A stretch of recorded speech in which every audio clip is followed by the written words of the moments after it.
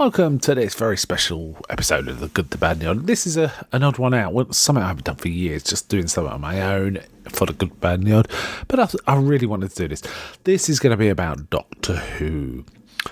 I want to talk about Doctor Who. I'm recording this on the 23rd of November 2018, 55 years after the transmission of the very first episode of Doctor Who. Why am I doing this? Well, a couple of reasons.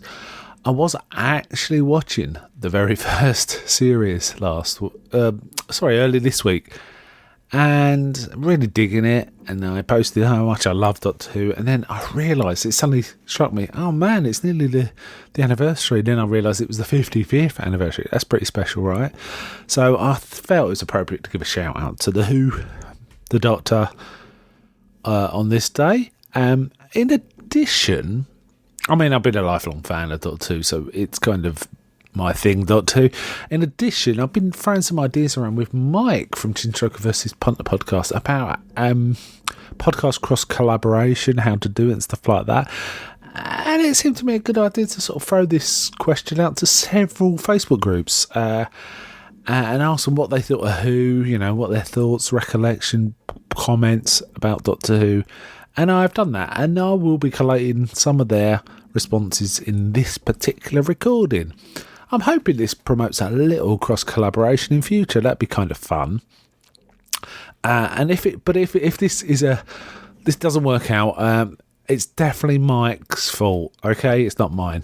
If it works out well, then it's because of me. Everything I did made it work. Okay, I'm glad I got that sorted out. My own history, right? Another thing is this just happens to be probably the busiest day of the year for me as well. So I'm not going to have time to tidy this up and get it neat and get it out in time. I am recording it literally early in the morning, and I'm just going to top and tail it and get it out to you guys. There's no fancy stuff, so you're going to hear all sorts of flubs, ums, ahs, all of that business. So this is going to be a dirty podcast. All right, there you go. Okay, my own history with Doctor Who really started as a child, watching Jon Pertwee, the end of Jon Pertwee's run. Though I do remember things that were earlier than I thought. I certainly remember Autons coming out of shop windows and scaring the hell out of me. And I really loved Jon Pertwee. I remember his main assistant at the time I remember was probably Joe Grant. It was Joe Grant, but I also remember the Brigadier, Sergeant Benton, Captain Yates and people like that. And then that transitioned into Sarah Jane Smith with Pertwee, which is kind of fun. And Sarah Jane Smith really is probably the best, for me, of the companions from the classic Who period. I really like Sarah Jane Smith. So that was kind of cool. Other memories I have of Jon Pertwee's run is things like the green maggots, the green death, the maggots and the fly in his car and all that kind of fun stuff. I certainly remember those as well. But then I remember getting into Tom Baker. And I remember when I first saw Tom Baker, I thought, he's just kind of trying to do Jon Pertwee. What's going on? But I do remember at the time I kind of understood Who lore that they'd have different characters and stuff like that. But I did start watching Tom Baker. And man, I mean, the season 12, his first season was magical. We started with Robot. I remember watching Robot, Ark in Space, some Tauran Experiment. But then the final two stories were really terrific. I really enjoyed them. Genesis of the Daleks is probably, it's my favourite Doctor Who story of all of them. But this was also followed by Revenge of the Cybermen. So that was a great season. I also remember Harry Sullivan as an assistant too. He was kind of okay, there was all that. I also collected all the Target books, pretty much every one of them up to the date they were available. I was really into my Doctor Who, and there was no way we could get recordings of this stuff, so the only way we could relive Doctor Who adventures was reading the books. There was various Target books by the likes of Terrance Dicks, Malcolm Hulke, David Whittaker, I think was one of them. And there was a few others. But Terrance Dicks did quite a lot of them, actually. And I even remember buying a book from Target as well, I think, which was gave you a listing of all the episodes with a brief précis of all the episodes ever put out. And I have to say, at school, I felt a real Doctor Who expert because I had this book and I kind of knew it off the top of my head, so it was kind of cool. And I always wanted to think, oh man, if only I could see some of the, the Zarbi and the Yetis and, the early Cybermen and stuff like that. Really kind of keen. And indeed, one of my earliest, I remember, really happy memory of turning the TV on a Saturday morning.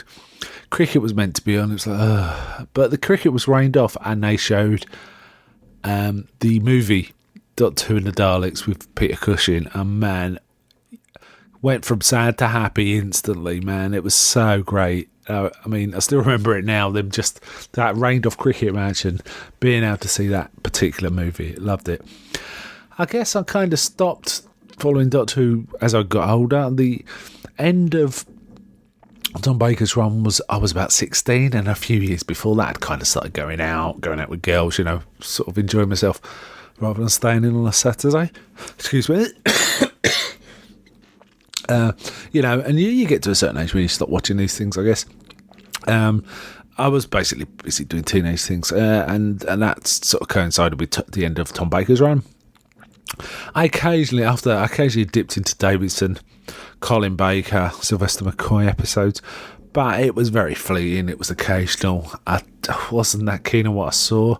I certainly didn't watch any particular story from beginning to end. It was just the occasional episode.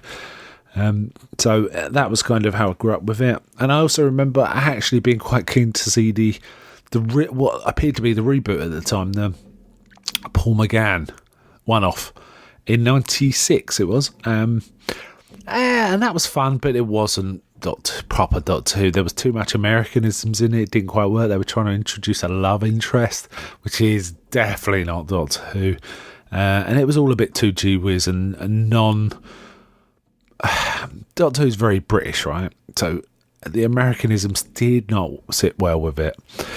In the same way, when you get British versions of American shows, let's say Space 1999, which I do like, and if you're comparing it to Star Trek, it doesn't stand out because it's not American enough. That is kind of that thing. And then when it started again with Eccleston, did watch it, really enjoyed it, and I've been watching it ever since. It's had its ups and downs, but I've really quite enjoyed it. And I've since also gone back and watched stories from all the different incarnations, so I have seen a sort of at least one story, more often, from each of the various incarnations of the Doctor.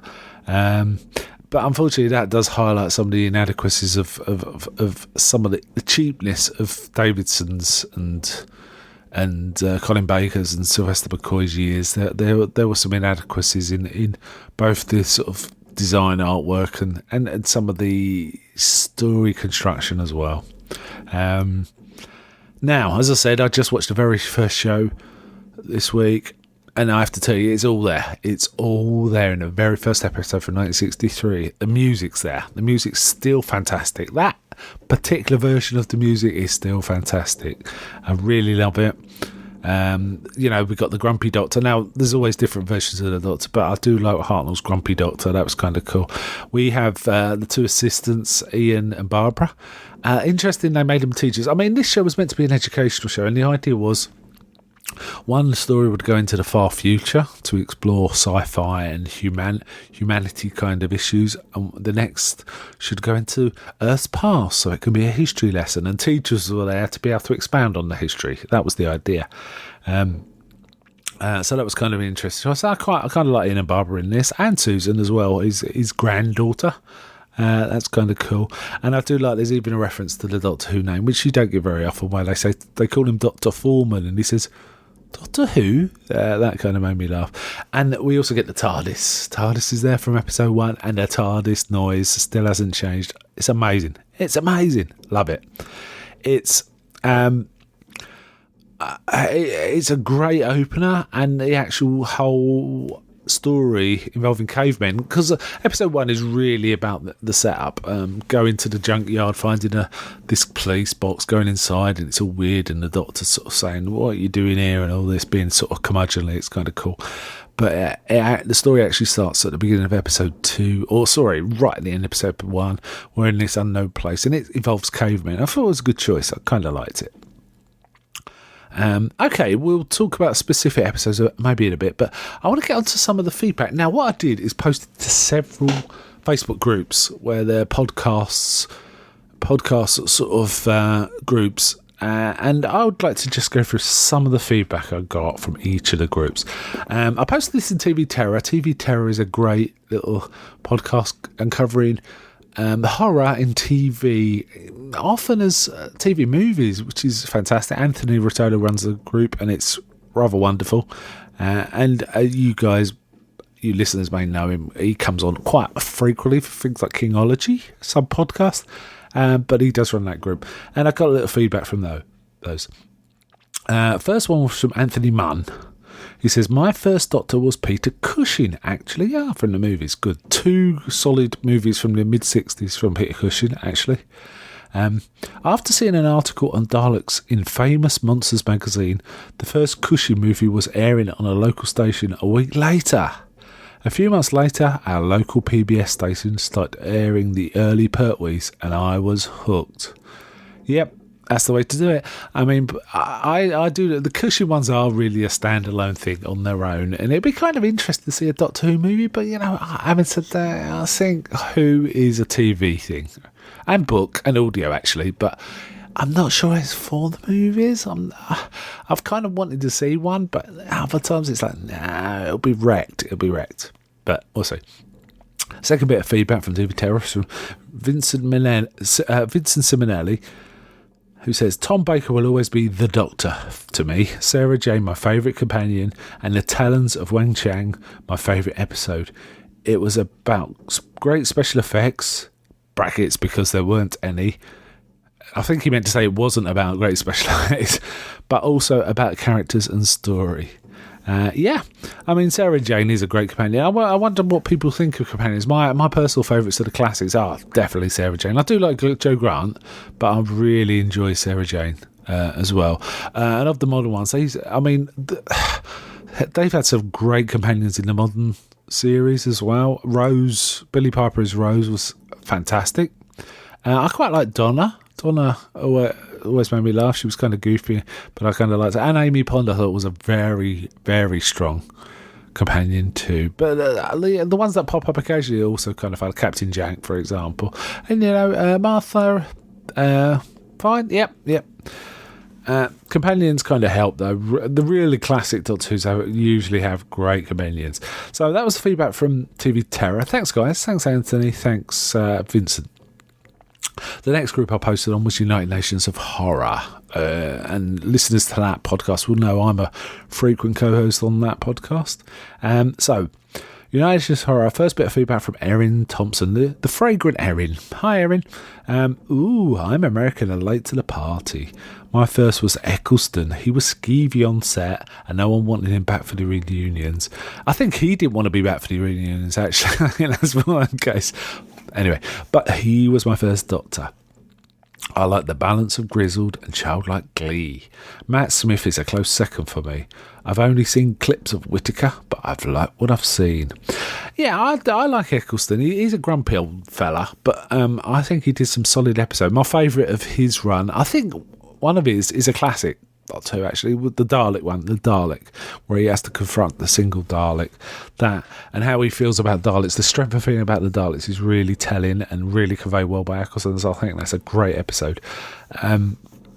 And I have to say, my favourite Doctor of the recent, of the restarted version is still Tennant. I really, really like David Tennant in this role, but I like all of them. There's not one I don't like. I don't like some of the story arcs they go through, but as Doctors, I like them all. And like I said, Tennant's my favourite, but having said that, I think maybe my favourite episodes aren't Tennant ones. I think Smith has got some great episodes. I really like the Van Gogh one. And I really like the one, I think it was called The Doctor's Wife, where Neil Gaiman wrote a story where the TARDIS became human. And the second bit of feedback I got from UNH was from Bill Dunleavy. The only Doctor I ever watched was Tom Baker when I was a kid. I have fond memories of it, but I doubt it would hold up very well if I watched it again. I still definitely want to see the old films, as I'm a huge fan of Peter Cushing. I don't know, sometimes when you go back to the old Doctor Who, sometimes it is a bit much. I have to agree with that. But some of them still hold up. And I think Tom Baker ones hold up particularly well for a few reasons. One of them is Tom Baker. He's as central to that run as, I don't know, William Shatner as Captain Kirk. He's kind of got that level of presence, which is always useful. And also, I think the Tom Baker ones had slightly better production values, and they were riffing on Hammer horror. They were horror stories, a lot of Tom Baker's stuff, Periods of Mars, Brain the Morbius, stuff like that. And that kind of helps the darkness of the sets and stuff like that. So I think it's worth giving them another try. I also posted in my own Facebook group, The Good, The Bad and the Odd, and from that I got feedback from Michael Harvey. My first memory of Doctor Who was the Robots of Death, but I also recall what must have been an omnibus version of Genesis of the Daleks. I would have been around 5 years old. Wow. I did tune out towards the late 80s, as I felt, with the odd exception, they were churning out any old hat. You're talking about the same kind of era as me. I think I'm a little older than you from the sound of it. I was actually 10, I think, when Genesis of the Daleks actually came out for the first time, so I am certainly older than you. And I actually remember the Pertwee ones before this, but Genesis of the Daleks really is a high point for me personally. I was really enthralled by it, and even things like the moral dimension, is it right for him to sort of interfere at the killing of the Daleks right at the beginning? Is that right? It's kind of one of those would you kill Hitler kind of, before he became powerful kind of moral questions, isn't it? It's one of those. The next group I posted was Chinstroker versus Punter, so I got a few responses from that. Paul Fleming, from who's Punter from Chinstroker vs Punter, posted, Tom Baker was my favourite, was my childhood Doctor. I think Matt Smith is my favourite. I would also like it if someone other than the BBC could have a shot at it with a little more budget. Oh, it sounds like Paul might be on for a movie version then, maybe, I don't know. That's just the selfish nerd adult in me, though, as it's a kid show, and I'm sure it works just as well for the young today as the polystyrene monsters and bad acting worked for me when I was 8 years old. Yeah, good point. Sometimes we do forget it's a kid show, right? The level of sophistication now is way higher than it used to be, but audience taste and what we're used to, what our kids are used to, is quite a bit more sophisticated than it used to be. So it's just been upped. I do actually think the new show is pretty good looking, actually, and copes with that kind of thing quite well. I mean, some of the CG is a bit, but I think the acting kind of and the writing tends to win out there. Paul got a reply from Stuart Benson. Paul, I've heard you mention the budget a few times, but this current season of Who looks miles better than most genre shows. It pisses on the DC TV shows. I'm like, yeah, maybe. And it has lots of beautiful location shooting, which is something the US TV struggles with. And it's not just quarries this time of year. So now I was considering trying to go and find a disused quarry to do this recording in, but I just did get tired, right? And Joseph McDonald then also added, Tom Baker is my Doctor, also my favourite. I just loved how he offered anyone and anything a jelly baby, no matter the situation. Yeah, it's kind of cool. Tom Baker is elite as the Doctor. I mean, there's not really much point talking about that. He just is, right? Right, last but not least, and this is the big one, I have to say, is I posted in Horror Etc. Horror Etc. is actually a podcast that doesn't go on anymore. There's no new shows. It's gone on, I think, 2 years now. But it has a massive fan base. I am one of its fans. I hold it as the greatest regular podcast I've ever heard. And I really like it, and I actually still listen to it on rotation, the old shows, because I just enjoy it so much. So Horror Etc. big recommend if you can find the feed to go listen to the old shows. It's really worth it. Fronted by Anthony DP Mann, Kingsdown Ted, sometimes Doug, sometimes John from Ireland, and a few other individuals now and again, but mostly it's Anthony and Ted. So it posted in there. Now, there was quite a lot of discussion in this. It turns out this thread got a lot of discussion. A lot of it was kind of a bit of a sideline. They were talking about formats and other shows and stuff like that. Now, I'm going to skip some of that. I hope whoever posted it does not take that as a sign of disrespect. It's just I'm trying to concentrate on Doctor Who. But if you do want to find out what more of the discussion or contribute, go to find the Horror Etc. Facebook group and find this thread, and you'll find the thread about Doctor Who. You'll be able to see what's going on.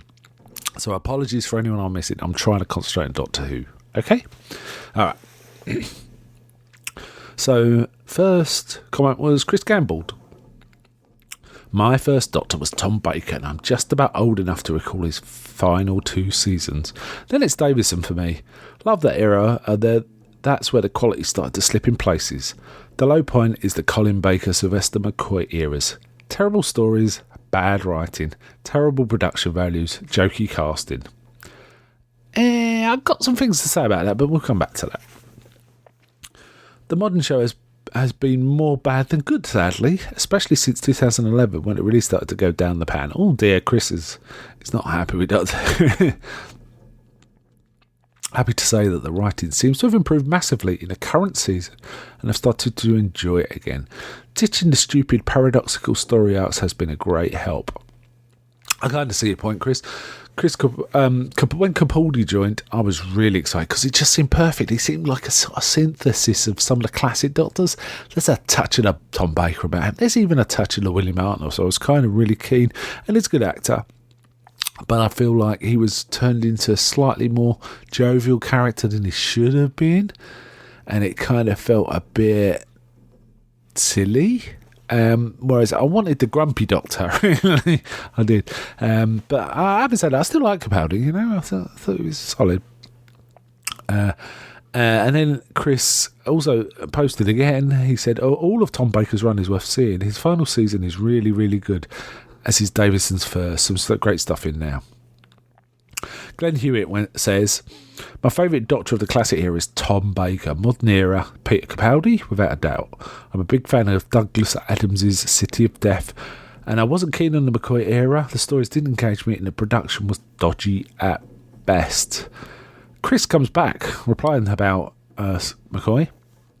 I think borrowing about 3 stories, most of the McCoy era made no sense. They're apparently trying to reinstill some mystery to the character and show, but for me it just came over as randomly connected events. His assistants were bloody awful too. I jumped into this point, made a point that even if nothing else, there was a mention of Bernard and his Rocky group in one of the McCoy episodes, Remembrance of the Daleks, I think. Which is a reference to Bernard Quatermass, which is a tribute. Doctor Who has its grounding in the Quatermass series. Doctor Who I'm pretty sure, would not have come about if it hadn't been for the popularity of Quatermass, like in the 5 years or so before.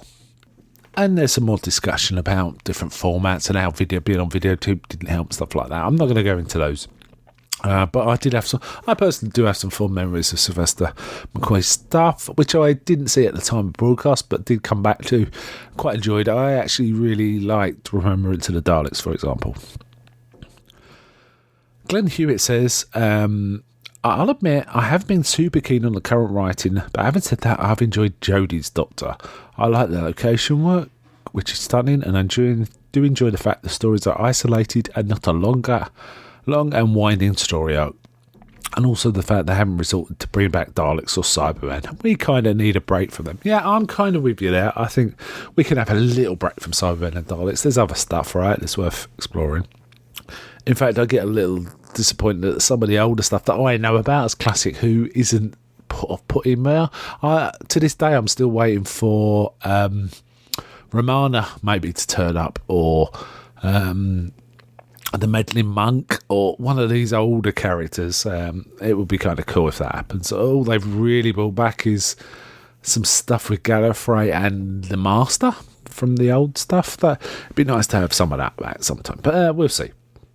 Sorry, I've interrupted Glenn's comments, but here we go again. My favourite episodes this season are Rosa, brackets remind me of Quantum Leap, and Arachnids in the UK. This week's episode Kablam reminded me of an RTD episode, and and was one I also dug. Bradley Walsh is fantastic as Graham. Yeah, Bradley Walsh is a great assistant. Really pleased. I kind of like the new assistants, but I think there's one too many, perhaps. It's a bit crowded and we're kind of not getting entire development. But Bradley Walsh, I think, is elite. He's got that older hair. He reminds me, I really like when Bernard Cribbins was in and sort of, as Donna's granddad and sort of interacting with the Doctor. So it kind of reminds me of that. That older vibe really works for me. And I wasn't sure when the series started, but man, he's elite in this. I remember when I first saw Tom Baker, I felt, he's kind of just riffing on John Pertwee, but he quickly became his own guy. And I really like that. And I have to say, I felt a little that way with Jodie Whittaker when she started. And I felt like she was almost playing a David Tennant kind of vibe. I really felt that quite strongly for the first few episodes. But she's kind of growing on me.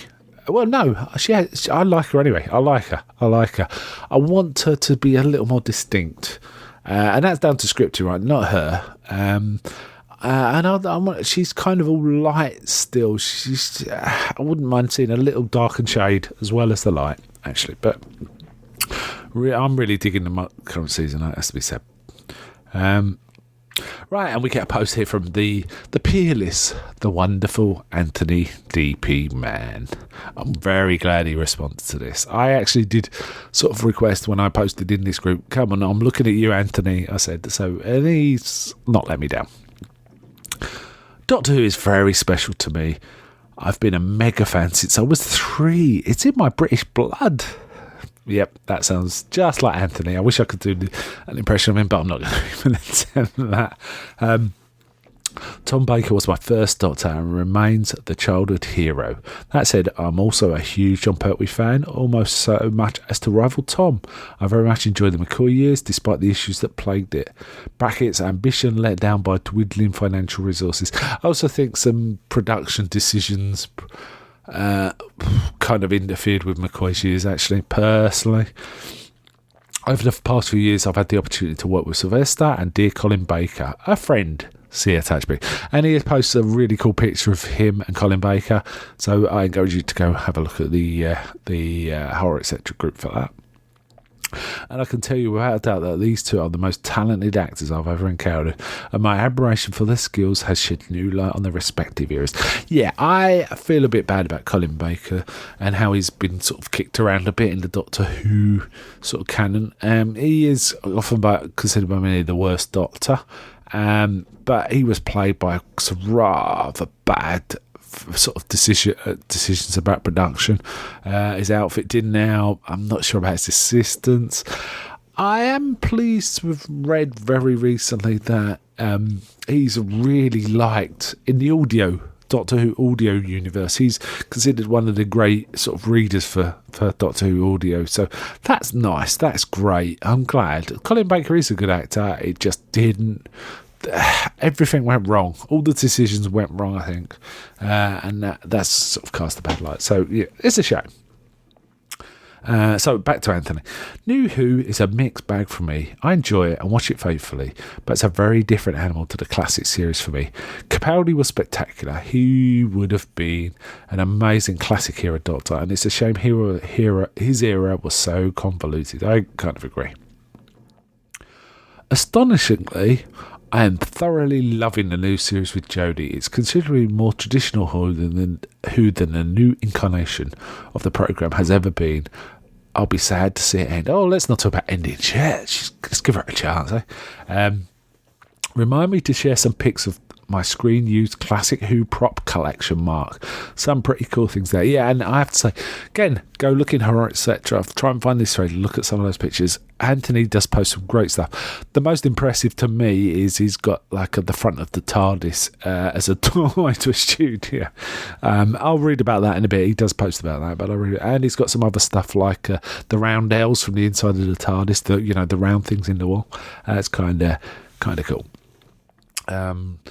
Chris Gumbald says, I totally agree about the new series it's as if they're actually trying to write the show the classic way. So far, the episodes have generally been well plotted, haven't just been resolved at the end by the wave of a screwdriver. It's impressive stuff. My only gripe, and it's a minor one, is that you can insert any of the other new series Doctors into the script and it will play the same. I don't think the new series creators have ever understood that the Doctor is supposed to be a different person with the same mind, rather than the same person with a different body. Interesting distinction. I like it. A minor issue, though, as she's playing it so well. Yeah, I think we still find her feet. Like I say, I do feel at first she was doing it in a sort of Tennant-y way, but I think she's going to stand alone and you know, we're going to see what this particular Doctor's all about soon, personally. Maybe by the end of the series. Chris Rambold then says, I saw Pertwee do a Who stage show live in 1989. I think I was not aware that such a thing existed. I think I'd have gone if I did, but I wasn't aware of it. He says Colin Baker was the understudy in the run. It was amazing. Several times during the show, he'd turn to the audience and go, I'm going to have to reverse the polarity of the neutron flow, and everyone would cheer. It was great fun. Oh man, that sounds awesome. Yep. So Anthony P. Man, DP Man, he actually does post a picture of coming out of TARDIS, like I say. He says it's an original TARDIS console room roundel. Sorry, my mistake. He shows a picture of him coming out of the TARDIS and a picture of a roundel, and he says it's from the set from 82 to 89, rescued by John Nathan Turner, who's a producer of the Baker and I think McCoy era. And he says the TARDIS facade is actually his doorway to his home studio. That's amazing. That is amazing. I love that. And then I actually post a story, my one possible fleeting connection with, or sort of chance to meet someone from the Who universe, which is I used to chauffeur very occasionally to make extra money during holidays when I was a student. And I actually got a call to pick up John Pertwee the next day, and I was so excited and starstruck, frankly. I was kind of nervous, thinking, oh my God, what am I going to... But actually the call got cancelled, so I didn't do it. So it was kind of a disappointment, but a relief at the same time. So yeah, and then later, Anthony posts a picture of him with Tom Baker, which is amazing. Anthony's got hair in this picture too. Very nice, very dapper. Then we get a post from Michael Darwin. Upon the revival, my first and only Doctor was... Sorry, I'll start again. Until the revival, my first and only Doctor was Tom Baker. In the pre-cable Rabbit Ear days of childhood, Rabbit 9 in New York would show the episodes on weekends, but reception was spotty. It was hit and miss. It was when genre TV was limited to Space 99 and Star Trek and Lost in Space, so I was eager to see more.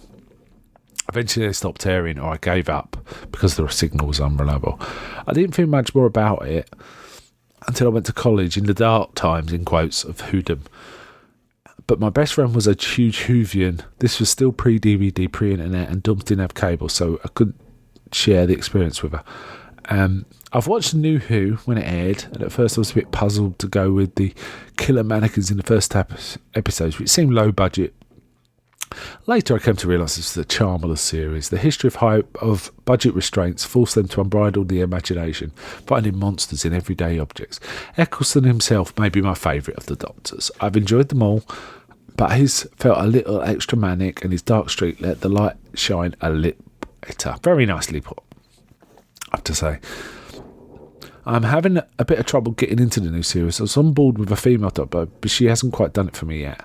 I'm waiting to hear a voice that is uniquely hers. Being a higher pitch isn't enough, and the writing feels a little extra preachy too. I kind of know what you mean, but I'm happy with that. I think it's great for the kids watching it personally. That's why I think it's good. I know the series has always been a bit preachy, but the hand feels a little heavier this season. I'm missing the multi-part episodes. I do quite like the mix of companions. Not to say that it's been bad, just a bit off. I'm hoping the new showrunner's just working things out. Rich Chamberlain then posts, November 23rd is especially important for me in my love for Doctor Who, as it was a Wednesday night in 1983 that I watched the 5 Doctors on Channel 8 KPTS in Wichita, and I was fascinated by what I was watching. I'd seen a small snippet once or twice before, Meglos being one of them, but this was the night I became a fan. I rewatched it again a few days later when they replayed it. From there I started collecting the magazines and Target books whenever I could find them. Hard to do in 1983. I would then record the audio of each episode onto audio cassettes. 35 years later, I own every episode on blue DVD. Countless books, figures, sonic screwdrivers and autographs. My favourite autograph is from director Waris Hussein on a custom wood TARDIS artwork and backlighted. And that's amazing. Waris Hussein is a good director, great director actually. Made films and TV, directed the first episodes of Doctor Who, so that's kind of really big in the Who universe. My favourite classic Doctor is Jon Pertwee and modern will be David Tennant. I love Jodie Whittaker and excited that my love for all things Who is now being equally enjoyed by my wife Carla. That is awesome. I really like that. I see Who as a I'll say it again. I see Doctor Who as a transcendent sort of figure. You know, it's a figure that appeals to all. I nearly said he then. Whoa. The Doctor is a figure that appeals to all.